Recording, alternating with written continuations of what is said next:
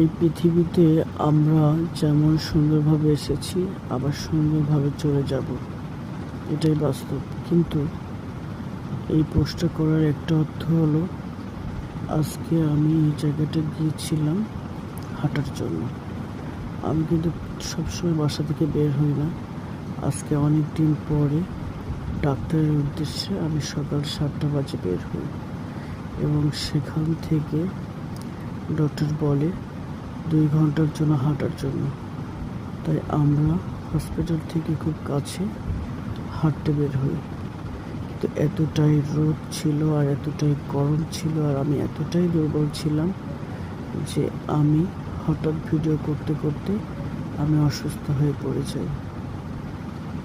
এমন অবস্থা হয়েছিল যে আমার মুখ থেকে কোনো কথা বের হচ্ছিল না।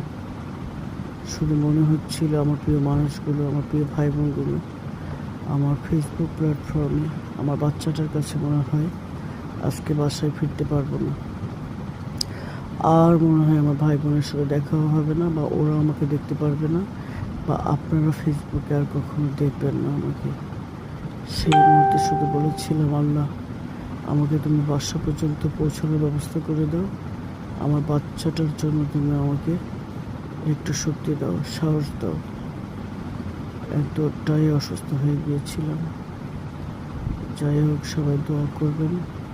এই ভিডিওটা করতে করতে আমি অসুস্থ হয়ে গিয়েছি, তার জন্য আপনাদের মাঝে ভিডিওটা তুলে ধরলাম যে আপনারা এই গরমের মধ্যে কখনো হুটহাট করে বের হবেন না। আর যদিও বের হন, সাবধানে থাকবেন, সবাই সুস্থ থাকবেন।